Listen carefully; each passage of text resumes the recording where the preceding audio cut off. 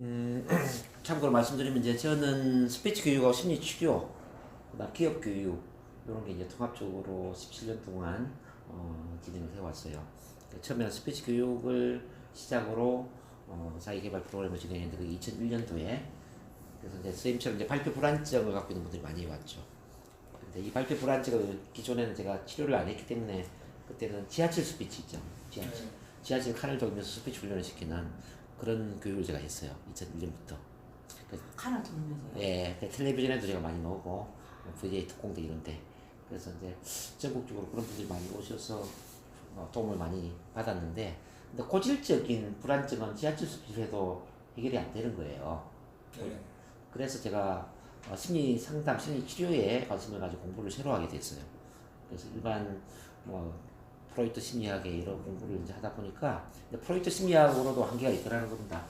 그래서 잠재의식, 무의식에 각인되어 있는 어릴 때의 마음의 상처는 이거는 일반 심리 치료로는 도움이 안 되고 최면이나 NLP를 활용해야 된다는 거죠. 왜냐하면은 이 트랜스 상태가 되어야만 무의식의 패턴을 바꿀 수가 있어요. 그래서 제가 체면을 공부하게 되고 NLP를 공부하게 되고 그래서 체면 트레이너, NLP 트레이너가 됐어요. 트레이너라는 이야기는 체면 자격증을 주는 사람이 되었다는 뜻입니다. NLP 자격증을 주는 사람이 되었다는 거죠. 단지 치료만 하는 게 아니라 치료하는 전문가를 양성을 해내는 그런 전문 트레이너다 이렇게 보시면 되고요.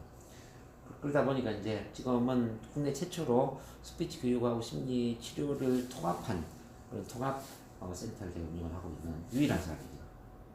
이제 이 대한민국에는 뭐 치료만 하는 사람들 많이 있죠. 뭐 체면 전문가도 있고 NLP 전문가도 있고 또 스피치 교육만 하는 사람도 굉장히 많이 있습니다. 그런데 이제 발표 불안증이나 이렇게 시선 공포, 무대 공포, 대중 공포, 대인 공포 이런 사람에 관련된 공포 있잖아요. 요거는 스피치 학원만 다녀서 되는 것도 아니고 심리 치료만 받아서 되는 것도 아니에요. 반드시 심리 치료를 통해서 어릴 때에 불안했던, 두려웠던 그런 창피스러운 기억을 치료를 해야 되고 그 다음 두 번째는 또 사람들 속에서 편안하게 말을 반복적으로 훈련을 해서 말을 잘하는 패턴을 마음속에 새롭게 프로그래밍을 해야 된다는 거죠. 그래서 스피치 교육하고 심리 치료가 통합이 되지 않으면은 제가 볼 때는 변화가 불가능하다고 봅니다. 그리고 지금까지 저는 이제 17년 동안 한 5천 명 이상을 이제 임상을 했고요. 실제 발표 불안증, 대인 공포증은 제가 변화시키지 않는 예가 없어요. 100% 제가 완치를 다 시켜줬어요. 지금까지 오는 사람이다. 뭐 시중에 뭐 신경정신과 뭐 유명한 데 다 갔다 온 사람이 안 된 사람이 저한테는 다 변화가 됐어요.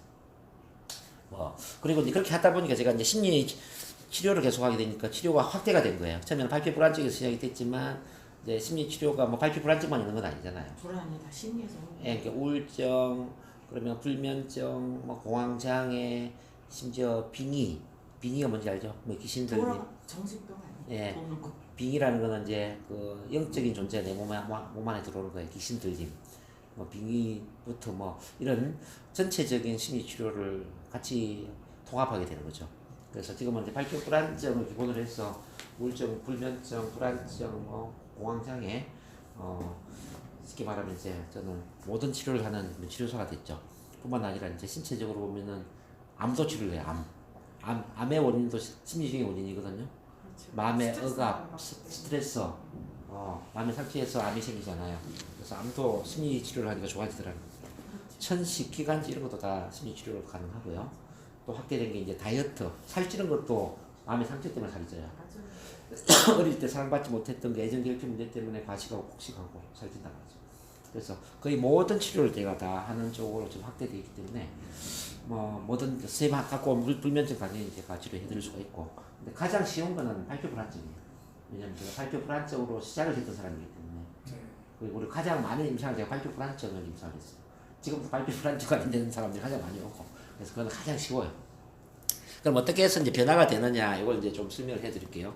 어떻게 해서 변화가 되어야 되느냐. 우선 변화를 설명하기 전에 문제가 왜 생겼는가를 이제 설명한다면은 첫 번째 문제는 부모 때문에 문제가 생긴다. 부모. 선생님은 이제 부모는 별로 관계 없는데 선생님 같은 경우는 이제 부모 영향이 좀 있을 수 있어요. 자, 아기는 처음에는 두려움도 없이 태어나고 해서는 안 되는 일도 모르고 태어난단 말이에요. 아기는. 자, 흰 도화지처럼 깨끗한 마음을 가지고 태어나는데 태어난 이후에 부모가 억압을 하고 강박을 주입을 시키는 겁니다. 첫 번째 억압은 뭐냐면 큰 소리로 꾸지람을 할 때 큰 소리로 하지마 그만둬 같은 금지시하는 말을 큰 소리로 하면서 뭐 심지어 신체 체벌까지 한다면은 아기는 강하게 겁을 먹게 되고 기가 죽게 되겠죠. 중독되게 되겠죠. 이제 그런 어릴 때의 마음이 잠재의식에 고스란히 상처로 남아 있을 수가 있어요. 매를 안 맞아봤어요. 어쨌든 간에 이제 매를 안 맞는다 하더라도 분위기 전체가 분위기 전체가 이렇게 칭칭치아야. 예, 이게 권위적이거나 예, 권위적이에요. 강압적이거나 억압적이거나 이렇게 너무 양반집 문화 이런 경우에는 이제 아기가 있는 것을 자기 표현하기 힘들거든요. 그래서 두려움을 학습한다는 뜻입니다. 그리고 두 번째는 뭐냐면 이제 그 충격적인 실패 경험이에요. 바로 이제 선생님 같은 선생님처럼 이렇게 이제 바지에 오줌을 넣어서 이제 소변 때문에 창피를 당했다거나 학교 다닐 때 책을 읽다가 떨었다거나 창피당했다거나 또는 뭐 중고등학교 다닐 때 앞에서 문제 풀다가 뭐 문제를 잘 못 푼다든지 창피당한다든지 이런 것들이 전부 다 충격적인 실패 경험이에요. 그 어린 시절에 그게 아주 이제 지배적으로 머릿속에 막. 그러니까 이제 그런 거는 한 번 경험을 하더라도 그는 마음의 충격이 굉장히 커요. 마치 이제 우리 세월호에 탔다가 세월호에 그 몇 년 전에 안산 다른고 애들이 타다가 거기 다 죽었잖아요. 근데 거기 살아난 애들은 어떤 느낌을 가질까요? 배만 바라보면은 그 세월호에 대한 느낌이 되게 살아날 거예요. 그래서 배 타는 게 두렵겠죠. 그렇지 않습니까? 그런 것처럼 이제 앞에 나와서 책을 읽다 들었던 경험을 하거나 또는 문제를 풀다 들었다 이렇게 대중 앞에서 창피당한 경험이 있으면 이게 한두 번의 경험이라 할지라도 그 다음에 내가 앞에서 말을 하려고 그러면은 그때 기억이 되살아난단 말이에요. 이거는 이제 레코드판의 홈을 따라서 똑같은 노래가 연주가 되는 것처럼 똑같은 대상이나 똑같은 상황이 되면은 나도 모르게 어릴 때에 두려움을 반복적으로 되새김질한다 이 말이죠. 그래서 이거는 자동화된 반응이에요. 마치 파블로프의 개가 종소리에 침을 흘리는 것처럼 우리는 무의식적으로 사람들 앞에만 나서면 긴장되고 떨리고 식은땀이 나고 머리가 하얘지고 이렇게 이제 불안을 경험하게 된다는 거죠. 요거는 이제 그 체면 치료, NLP 치료를 하지 않으면은 거의 완치가 안 된다 이렇게 보시면 됩니다. 의식적인 노력으로는 한계가 됩니다. 의식적인 노력으로는 이거는 가능하지 않아요. 반드시 치료를 받아야 되고. 세 번째는 뭐냐면 이제 우리 선생님한테 해당되는 문제인데 이거는 뭐냐면 너무 조건적인 사랑을 줄 때 그 부모가 조건적인 사랑을 준다는 이야기는 뭐냐면은 착한 아이가 되어라 공부를 잘해라 그런 거 없었어요. 자유로웠어요. 자 예를 내 들어서 스스로 선택을 그렇게 한 거예요. 그러니까 어쨌든 선택을 선생님이 했다라는 거는 그런 분위기 속에서 선생님이 얌전하기를 선택한 거 아니에요. 훌륭하게 하면 집안에 문제 일으키면 안 자 되죠. 왜 얌전해지고 착한 아이가 되느냐 그거 생각해 보세요. 얌전하고 착한 아이가 되는 이유는 그렇게 해야만 사랑을 받기 때문에 그래요.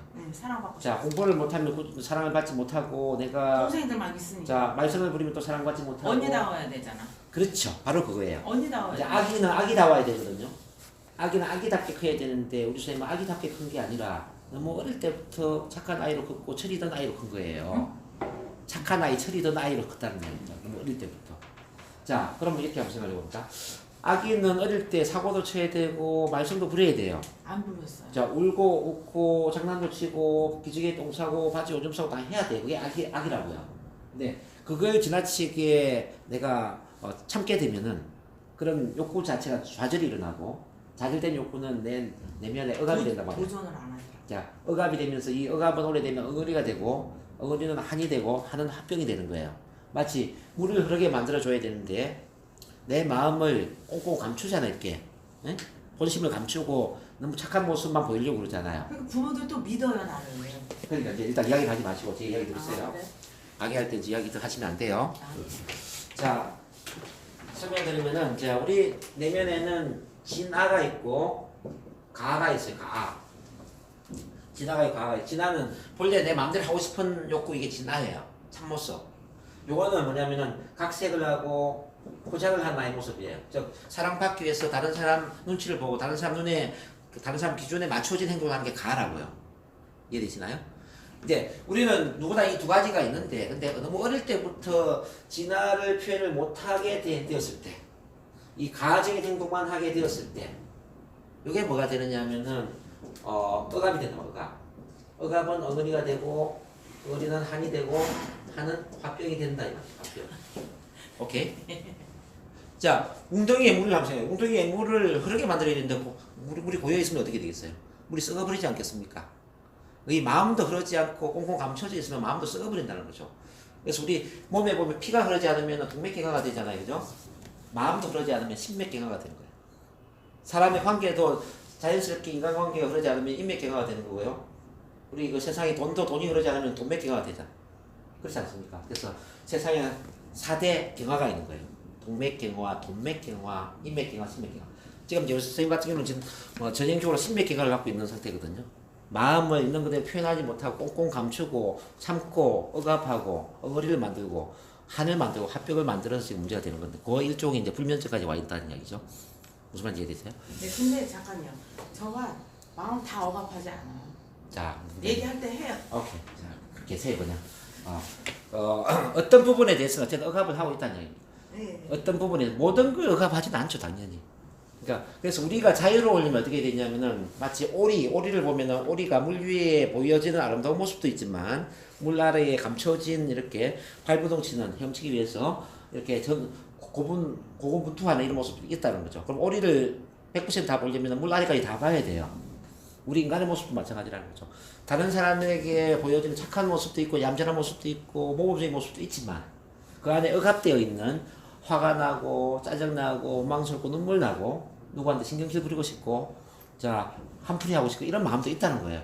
자, 이 모든 것들을 통틀어 우리는 우리 본래의 마음, 본래의 모습으로 보는 거예요.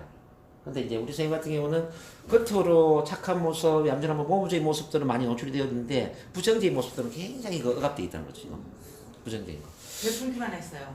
그러니까 그래서 착하다라는 것은 다른 말로 이야기하면요 착하다라는 것은 내 마음에 쌓아두는 게 많다 쌓아두는 게 많다는 이야기는 마음의 병을 만들었다 이렇게 보시면 됩니다. 그래서 우리 조선시대에도 보면은 장희빈하고 인현왕후가 있으면 인현왕후는 스스로 현모양처지만 병을 만들잖아요. 빨리 죽잖아요. 그렇게 살았어요. 예. 현모양처가 오래 살 것 같지만 현모양처는 안 돼요. 뭔가 좀 편안해지면 병이 들어 죽는단 말이에요.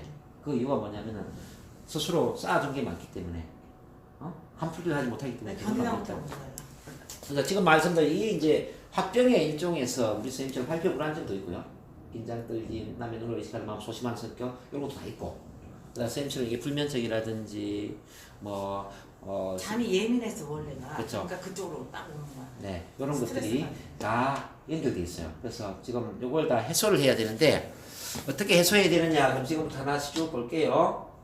자, 저는 참고로 통합변화 시스템을 운영을 합니다. 통합변화 시스템 그게 뭐냐면 우선 첫 만남 따라가겠습니다. 첫 만남. 자, 심리치료. 심리치료. 두 번째 자아정체성.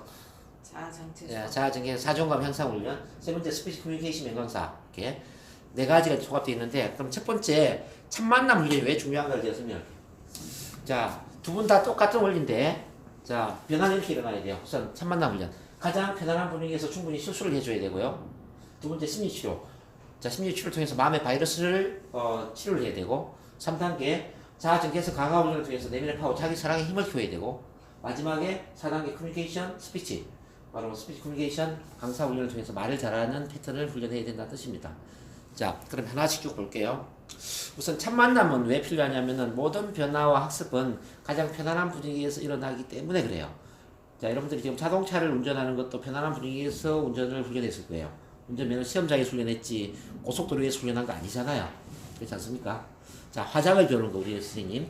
화장 배우는 것도 처음에 내가 엄마 몰래 실수해도 괜찮은 그런 편안한 환경에서 내가 화장을 했지 않습니까? 근데 마음에 안 들면 다시 지우고 다시 바르고 그래서 화장을 잘하는 사람을 좀 기술 습득을 한 거잖아요. 그죠? 남자를 면도하는 거, 머리 감는 거 뭐 다 마찬가지죠. 아기가 기저귀 떼는 것도 마찬가지예요. 기저귀에 충분히 똥을 사고 오줌을 싸더라도 우리 엄마, 우리 아빠가 내 편을 들어주고 나를 이뻐해 주니까 기저귀에 똥 싸고 오줌 싸는 그런 부담이 없어지고 집착이 없어지면서 기저귀를 떼게 된단 말이죠. 그런 말을 배우는 것도 같은 원리예요. 계속 넘어져도 잡아주는 어머니, 아버지 뭐 할머니가 있으니까 넘어져도 괜찮구나. 넘어져도 아프지 않구나. 그래서 넘어지는 것에 신경 안 쓰고 다리에 힘이 생긴단 말이에요. 앞에서 말하는 것도 같은 원리입니다. 말하는 것. 자, 앞에서 긴장하고 떨고 말 실수하고 앞뒤 말이 안 맞고 그렇지만 그 말을 들어주는 누군가가 있는 거예요. 있는 그대로 날 이뻐해주고 받아주는 그런 누군가가 있기 때문에 긴장되고 떨리는 것에 신경을 안 쓰고 말을 잘하는 사람으로 바뀐다는 얘기예요. 근데 우리 선생님 같은 경우는 전형적으로 이제 그런 편안한 분위기를 만나야 되는데 하필이면 학교에 가서 책을 읽다가 떨었을 때 막 다른 사람들이 창피를 주고 선생님한테 마음에 상처를 준 거예요. 그래서 마음 스스로 긴장을 해버렸다는 얘기입니다. 내가 실수하면 상처를 받구나. 실수하면 안 되는구나. 지나치게 겁을 먹어버린 거죠, 마음이. 네? 그리고 그게 한두 번이 아니라 계속 책 읽는 거, 뭐 수학 문제 푸는 거, 이게 이제 뭐 대학 시절 발표 시간까지 쫙 이어졌다 이렇게 보시면 돼요. 그래서 지금 잠재의식 자체에 그런 불안 심리가 각인되어 있다 이렇게 보시면 되고, 자 우리 선생님 같은 경우에는 이제 뭐 집안 분위기 그게 아니라 하더라도 선생님 스스로가 착하기를 선택해 버리는 아니 게 저는 네. 과잉보호를 받은 거예요. 그러니까 지금 이제 그게 어렸을 때 가족 속에서 같은 맥락이에요. 그 선생님 그게 어쨌든 선생님이 장려라는 것, 과잉보호 받은 자 모범을 보여야 된다라는 것, 그리고 이제 부모의 기대를 충족시켜야 된다라는 이 마음의 부담이 있었기 때문에 선생님 스스로가 착한 사람이 되어야 된다는 쪽으로 자기를 몰아간 거예요. 예? 그게 그냥 학교에서 배우는 그대로 해버리잖아요. 그냥. 그러니까 그게 똑같은 이야기라니까요. 선생님 스스로가 선택을 그렇게 안 했으면 그렇게 안 돼요. 근데 선생님 스스로 착한 사람 되기로 선택을 했다니까요. 그럼 왜 선택을 했느냐? 사랑받기 위해서 그렇게 한 거예요. 그렇게 착한 사람이 돼야 선생님한테 사랑받고 부모한테 인정받고 집안 어른들한테 칭찬받으니까 그런 사람이 되기 위해서 착한 사람이 되기로 선택을 했다고요. 남편한테는 마찬가지죠. 그러니까 결국 내 안에 사랑이 부족하니까 부족한 사랑을 채우기 위해서 착한 사람이 되어야 되는 거예요.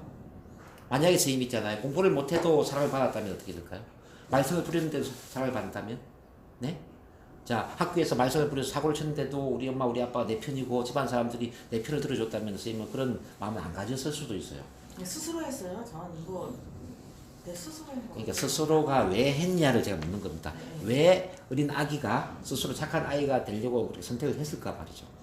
착한 아이가 되지 않으면 사랑을 받지 못하는 그 분위기이기 때문에 착한 아이가 되기를 선택했단 말이에요. 인정받고 싶어. 그러니까 그 이야기를 하는 거 아니에요, 제가 지금. 네? 그래서 이제 여기 참만남이라는 이야기를 제가 하기 위해서 여러 이야기를 하는데, 참만남이라는 건 뭐냐면은 착한 행동을 안 해도 사랑받을 수 있는 환경. 쉽게 말하면. 실수해도 사랑받을 수 있는 환경. 햇빛으로 보면은 긴장하고 떨어도 사랑받는 환경. 네? 나의 창피스러운 모습을 보여줘도 사랑받는 환경. 이게 참만남이라고 합니다. 인간은 기술을 습득할 때 최악의 자신의 모습을 보여줘도 문제가 없다고 생각할 때 그 최악의 모습에 신경을 안 써요. 그래서 최악에서 벗어난다고.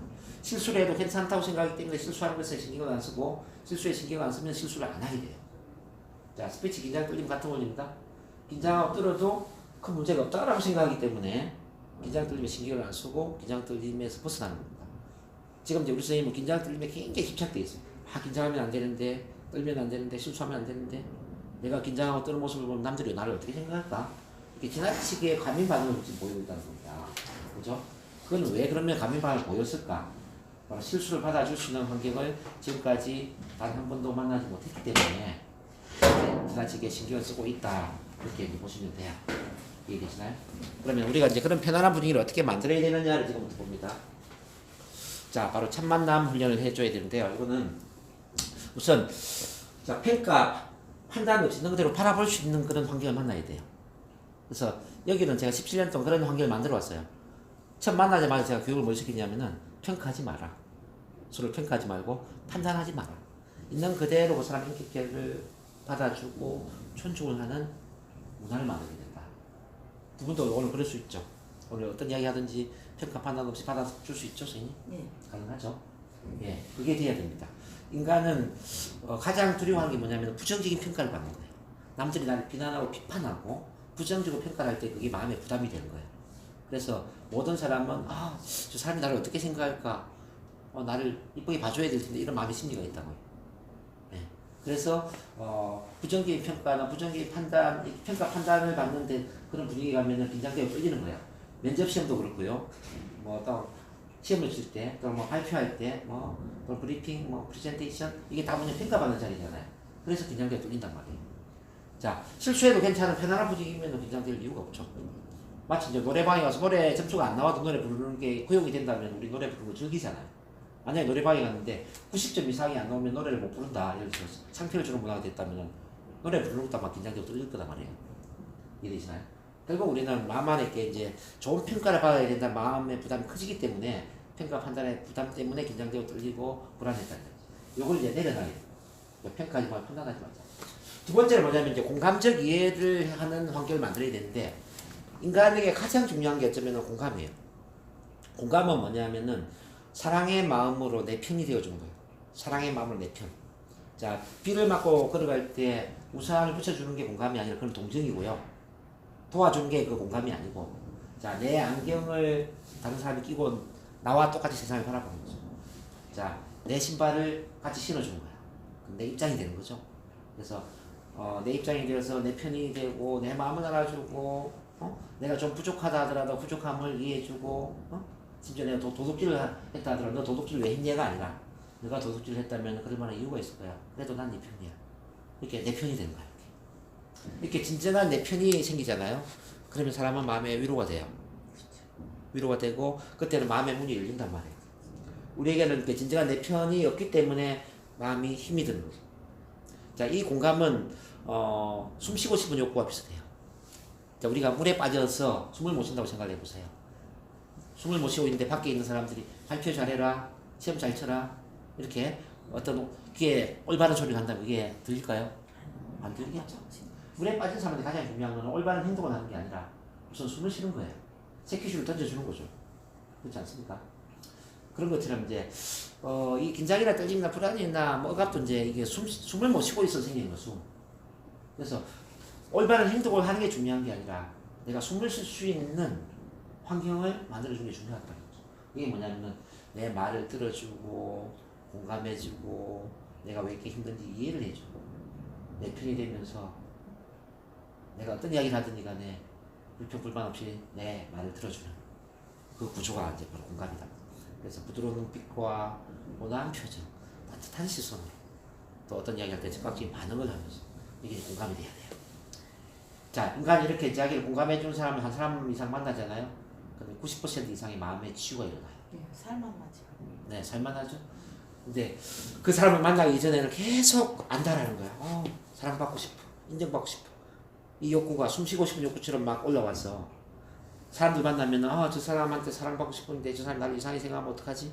실수하면 안 될 텐데 실수하면 저 사람이 나를 이상하게 볼 텐데 발표할 때 내가 긴장하면 안 될 텐데 내가 긴장하고 떨면 저 사람이 나를 얼마나 하찮게 볼까 막 이렇게 신경 쓴다고.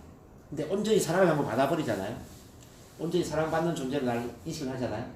그럼 그때부터는 그 욕구를 느낄 필요가 없다는 거죠. 그래서 대부분의 문제는 이렇게 온전히 사랑을 받지 못해서 생기는 문제예요. 자, 특히 대한민국 사회 같은 경우에는 긍정적인 부분을 사랑해주지만 부정적인 것을 인정을 안 해주잖아요. 근데 인간이 본인의 자신의 모습을 가지고 살아가려면은 부정적인 나를 사랑해주는 사람을 만나야겠다. 최악의 나 자신을 사랑해주는 사람을 만나야 되고, 남자한테 감추고 싶은 나의 비밀, 나의 창피한 모습을 사랑해주는 누군가를 만남으로써 그때 자기 본인의 삶을 살 수 있는 거예요. 마치 헬렌 켈러가 앤 슬리반이라는 사람을 만나면서 앤 슬리반이 헬렌 켈러의 모든 신체 장애를 이해를 하고 공감을 했잖아요. 앤 슬리반 지금 말하는 편이 되는 거죠, 편. 그래서 헬렌 켈러가 앤 슬리반을 통해서 다시 한번 일어선 거예요.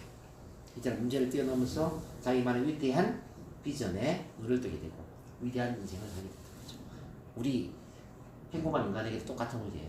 앤 슬리반 같은 사람을 만나야 되고 앤 슬리반으로 채워져 있는 그런 환경을 만나야 된다는 뜻입니다. 이렇게 되면 우리는 굳이 나를 감출 이유가 없겠죠, 선생님. 이제는 착한 행동을 굳이 안 해도 괜찮아요, 선생님. 울고 싶을 때 울어도 되고 화가 날 때 화를 내도 되고 또 과거의 창피한 이야기를 굳이 숨길 필요 없어요. 창피한 이야기도 해도 괜찮아요. 나 이렇게 힘들었다고. 옛날에 이렇게 내가 창피한 행동도 했었던 적이 있었다고. 나를 있는 그대로 이야기하는 이걸 이제 자아개방이라고 해요. 자아개방. 비로소 일치성. 그게 어려워요. 선생님 그거 하셔야 된다니까요. 그게 어려워. 누구한테 해요? 그래서 제가 환경을 만들어 드리잖아요. 자, 여러분들은 그 환경이 없기 때문에 자아개발이요. 자, 이런 환경에 와서 나를 있는 그대로 온전히 받아주는 이 환경에 와서 자, 내면과 외면을 일치시키면서 나의 힘든 이야기도 하고 수치스러웠던 이야기도 하고 창피스러운 이야기도 하는 거예요. 이렇게 되면은 앞서 제가 말씀드린 것처럼 이렇게 있는 그대로 나의 모습이 표현이 될 수 있는 거예요. 특히 우리 선생님 그렇게 하셔야 돼요. 선생님은 말을 못해서 내 내면을 감추어서 지금 병이 되는 거예요. 그래서 내 내면을 속 시원히 터놓고 이야기하는 그런 훈련들이 굉장히 중요하다는 거예요. 창피해서 우리 애들이 공부를 그러니까 되게 좋은 대학을 못 갔어. 뭐 이런 거 말하기 싫은 거예요, 동창들한테. 자, 소문만 자, 나고 그럼 선생님 골자 자, 저는 동창한테 이야기하라는 이야기를 드리는 게 아니고요. 동창한테는 이야기하지 마세요. 안 하지. 동창, 사회, 뭐 직장 이야기할 필요 없습니다. 나를 받아주는 사람에게 앞서 제가 말씀드린 것처럼 평가 판단 없이 있는 그대로 수용 존중해주고 공감적으로 내 마음을 이해해주는 내 편이 되어주는 이런 첫 만남 환경에서 자기 자신을 있는 그대로 이야기를 하셔야 된다는 겁니다. 특히 저 같은 사람한테 저는 이야기 들어주는 직업적인 전문가잖아요. 그리고 저로부터 훈련 받은 분들은 전부 이야기를 들어주는 것들이 훈련돼 있어요. 오랫동안 훈련된 분 중에는 10년, 뭐 5년 이렇게 다양한 그 레벨을 갖고 있는 분들이 많이 계세요. 이런 분들이 두 분 선생님이 어떤 이야기를 하든지 간에 다 들어줘요. 다 들어주고 박수 보내주고 손잡아주고 두 분의 마음의 편을 들어준다는 겁니다. 편. 그래서 내 편을 들어주는 사람들 앞에서 이렇게 자아를 개방하는 건 어려운 게 아니다. 그래서 선생님만 하는 게 아니라 모든 사람이 자기 이야기를 해요. 어떤 사람은 눈물 흘리면서 가만히 앉아있는 분도 있고, 어떤 분은 막 그냥 아무 말 없이 그냥 있다가 들어가는 분도 있어. 처음에는 말이 안 나와서. 자, 어떤 분은 막 1분 이야기하다 1분 또 멈췄다 하는 사람, 뭐 화가 나는 사람, 눈물 흘리는 사람, 뭐 다양한 분들이 있는데, 근데 그걸 뭐라고 하지 않아요. 다 받아준다. 자, 이런 문화가 되는 게 굉장히 중요해요. 이 문화는 이제 어떤 거냐면은 물고기가 물을 만나는 것 같아요. 물고기가 물속에 들어가면 이제 살만하잖아요. 우리 인간도 심리적으로 안정감을 느끼려면 이런 환경에 들어와야 돼요. 새끼 밥만 먹는다고 사는 게 아니다, 인간은. 인간은 신체인 존재로서 새끼 밥을 먹어야 되지만은 심리적인 존재로서는 사랑을 받는 환경에 들어와야 돼, 사랑. 실수를 하더라도 사랑받고, 창피스러운 이야기를 해도 사랑받는 그 환경에 들어와야만 심리적으로 안정이 된다. 그래서 꽃은 물을 주어야 살지만 인간은 사랑을 받아야만 살 수 있다는 거예요. 저는 지금 사랑을 이야기하고 있는 겁니다. 그래서 잠깐만요. 근데 저 같은 경우는 남편한테 사랑을 다 주고 또 나의 모든 어렸을 때의 내 모습과 이런 걸 다 얘기했거든요. 네. 근데 이해 잘 안 돼요. 자, 그래서 선생님 마음의 상처가 지금 사라지지 않고 있는 거예요. 만약에 남편이 그 이야기를 했을 때 100% 받아주고 남편이 어릴 때 엄마 아빠 역할까지 다 해줬다. 그럼 선생님은 치유가 될 수 있어요. 부부 관계에서 가장 중요한 것은 서로의 심리치료사 역할을 하는 건데, 이 나이 됐으면 이제 좀 그렇게 하는 건데, 근데 부부들도 인격적으로 다 성숙된 건 아니잖아요. 자기도 힘들잖아요. 나도 숨쉬기가 곤란하잖아요. 쉽게 말하면 선생님도 숨쉬기가 곤란하지만 남편도 숨쉬기가 곤란하잖아요. 그런가 봐요. 내가 숨쉬기 곤란하니까 상대방 힘든 걸 알지만 내가 숨쉬도록 도와주지 못하는 거예요. 모르는 것 같아요. 아는 게 아니라. 그래서 이제 부부관계, 가족관계들이 정말 사랑의 관계가 되어야 됨에도 불구하고 서로 힘들다 보니까 서로한테 상처를 준단 말이에요. 이런 원리죠. 가족들이 같이 물에 다 빠졌다고 생각을 해봐요. 남편, 아내, 아들, 딸. 그러면 같이 다 숨을 못 쉴 때 도와줄 수 있습니까? 다 허죽대면서 이제 그때는 자기 혼자 살려고 발버둥 치죠. 그런 것처럼 심리적으로 사랑이 부족하면 서로 가족 관계에서도 서로 살려다가 아우성치는 그런 사람들처럼 서로 상처를 주는 거예요. 그래서 시기라든지 질투라든지 바가지라든지 잔소리라든지 분노 뭐 이런 모든 건 뭐냐면은 내가 숨쉬기 곤란해. 나를 먼저 사랑해주면 안 돼. 뭐 이런 거예요. 쉽게 말하면. 다 그런 원리이기 때문에 이제 남편이 그 인격적으로는 훌륭한 분일 수도 있지만 남편 또한 마음 안에 사랑은 부족하다고 봐야 돼요. 그래서 부족한 사랑을 갖고 있기 때문에 아내를 다 받아주지 못하는 거예요. 성질이 더러워요. 그렇겠죠. 그래서 이제 이 부족한 사랑은 가족 안에는 해결할 수가 없어요. 가족 안에는 못하기 때문에 이런 상담센터에 오고 참만남 센터에 오는 거예요. 이해되시나요? 이렇게 해서 이제 모든 인간은 보세요. 자신을 있는 그대로 드러내었을 때 100% 수용, 존중, 공감해주는 사람을 만나기 전에는 온전한 자신의 삶을 살 수 없다 그랬어요. 자, 지금부터 이제 두 분은 그걸 이제 우선 만나야 된다. 이해되시나요?